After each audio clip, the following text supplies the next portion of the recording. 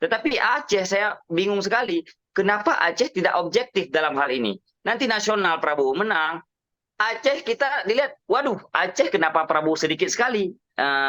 Ternyata masih ada isu-isu agama yang saya lihat di sana, makanya saya turun gunung, Bang. Saya ingin menjelaskan kepada masyarakat Aceh bahwa, wahai masyarakat Aceh, sekarang pilpres kita ini masalah politik, tidak ada masalah agama sama sekali. Ketiga-tiga calon didukung oleh ulama-ulama besar. Tidak boleh mengatakan ulama pendukung 01 itu adalah ulama akhirat, sedangkan ulama pendukung 02 itu ulama dunia. Tidak boleh begitu. Sedangkan kalau saya jabarkan, semuanya adalah ulama-ulama yang baik ini. Ya, saya mengajak untuk berpikir objektif dan bijak, Bang.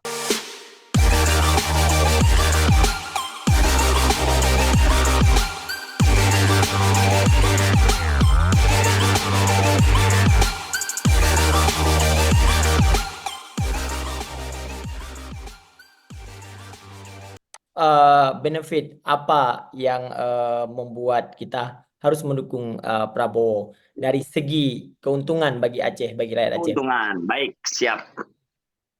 Jadi, kalau berbicara program, ini ketiga calon, semuanya masih dalam proses janji. Saya akan berbuat ini, saya akan berbuat ini, saya akan berbuat ini, dan itu ketiga-tiganya punya track record. Pak Jokowi, Pak Prabowo hebat, Pak Anies hebat, Pak Ganjar hebat, semuanya ada plus minus. Oke, jadi kalau kita merujuk bahwa mendukung paslon ini karena janji-janji mereka dengan program-programnya, ketiga-tiganya bagus. Jadi narasi-narasi persatuan, narasi-narasi perdamaian itu selalu hanya diajukan, disampaikan oleh Prabowo. Nah, keuntungan kita dukung Prabowo apa?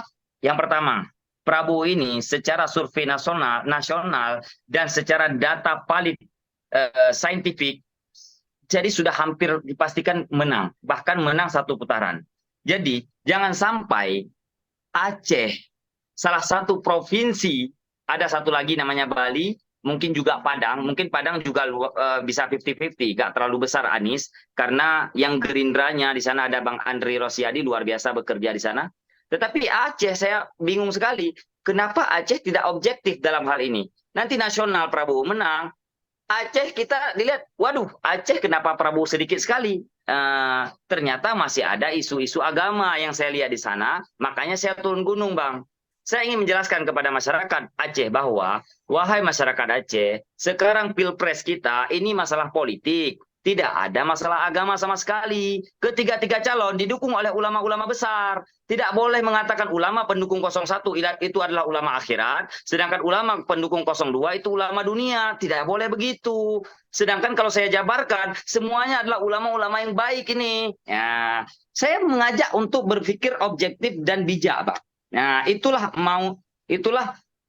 niat Ihsan Biren muncul ke media. Namun ya kita bisa lihat bahwa banyak yang menggoreng opini-opini terhadap video-video saya, itu semuanya tidak dengan fakta yang benar. Kenapa? Karena saya tidak pernah mengatakan orang Aceh keseluruhan itu bodoh dan tunggang, tidak pernah. Tetapi yang saya katakan adalah orang Aceh yang suka temena, itu adalah orang Aceh yang bangai dan tunggang. Selalu saya kaitkan. Jadi saya selalu kaitkan, kenapa kita Aceh tertinggal, Bang? Salah satu adalah karena pekaten kita orang Aceh, mantanggala temena, Bang. Ini nggak berkah, Bang. Sebuah nanggro, kalau sudah ucapannya kotor, caci maki yang keluar, bagaimana turun rahmat dari Tuhan? Itu tidak mungkin. Itulah makanya saya bilang, wah ini berarti dasarnya dulu yang harus kita benahin. Makanya saya siap pasang badan untuk dicaci maki oleh seluruh rakyat Aceh, demi menyatakan bahwa wahai kalian rakyat Aceh yang temena Artasago, yang tena alun inyo dengan statement lu yang mungkin berbeda dengan orang Ron, nyo adalah orang bangai dan tunggang. Tapi digoreng bahwa saya bilang orang Aceh bodoh, bilang saya gak masalah orang Aceh dukung 01. Tapi saya harus jelaskan bahwa mendukung 01 bukan itu pilihan karena dia yang paling islami. Nah, itu saya bilang. Jangan karena dia paling islami, sedangkan Prabowo nggak islami atau Ganjar nggak islami. Bukan patokannya di sana. Patokannya adalah track record, patokannya adalah kematangan emosional dari ketiga calon. Nah, itu coba poin kedua, Bang. Iya. Bang Ihsan, memang perpolitikan kita di sini di Aceh ini adalah sentimen agama juga sangat kuat ya. Ya, Dikarenakan bahwa Aceh, Seramau Mekah yang tanda kutip lagi saya mengatakan Seramau Mekah, Nanggro Syariah dan lain-lain itu. Kalau mengatakan bahwa agama ya, terus dikaitkan dengan lagi kasus-kasus Prabowo yang setiap tahun ya, setiap pemilu itu digoreng dengan pelanggaran Trisakti, pelanggaran paham. HAM dan lain-lainnya. Itu bagaimana sih Abang melihatnya sehingga ini muncul-muncul terus ya, nggak akan habis. Ya, Dulu waktu Jokowi dan Ma'ruf Amin, Prabowo dengan Sandi itu nggak pernah muncul pelanggaran HAM itu, tapi sekarang muncul ini. Ini apa fenomena baru lagi Bang? makanya, makanya kalau ini kan kita ulang-ulang kan, bagi kita orang yang merasa buang-buang waktu malas sebenarnya bahas ini kan Bang.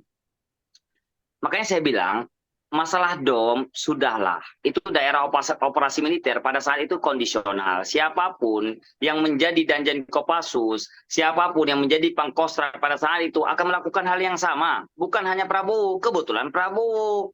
Terus dia harus bilang bahwa saya nggak mau daerah operasi militer. Sedangkan ada golongan pemberontak di Aceh versi mereka, yaitu Gerakan Aceh Merdeka, yang menurut mereka akan mengancam Indonesia, mereka harus bertindak, dan pada saat itu kondisionalnya adalah Prabowo sebagai Danjen Kopassus, dan dia juga bukan penentu kebijakan utama dari atas, dia hanya melanjutkan perintah. Jadi kalau mau disalahkan, waduh banyak sekali, sampai presiden harus kita salahkan pada saat itu. Dan masalahnya adalah seluruh petinggi-petinggi Prabowo pada saat itu sekarang mendukung Prabowo, Wiranto dan lain sebagainya. Artinya ini hanya masalah perpolitikan, ini hanya masalah kebijakan sesaat. Udah, itu poin pertama. Yang kedua, sekarang orang yang paling merasa dikorbankan, merasa dirugikan dengan masa DOM itu adalah namanya Muallim Muzakir Manaf. Dia Panglima GAM pada saat itu. Dan ketika Panglima GAM sekarang mendukung Prabowo, apa alasan kita lagi merasa lebih Panglima GAM dari dia? Itu maksud saya, Bang. Jadi apa alasan kita merasa lebih korban, lebih dom dari para petinggi-petinggi PA sekarang, yang mana PA sekarang sudah mendeklarasikan mendukung Prabowo Subianto, dan mereka pun dengan keyakinan yang penuh mengatakan bahwa jika ingin bendera kita ada nanti, jika ingin kedamaian kita ada nanti, maka pilihlah Prabowo. Jadi keuntungan kita mendukung Prabowo ini, Bang, luar biasa, Bang. Dari segi manfaat yang akan kita dapatkan nanti dibanding kita mendukung Anies Baswedan yang hanya menurut kita dia akan menang, padahal mungkin hanya menang di Aceh.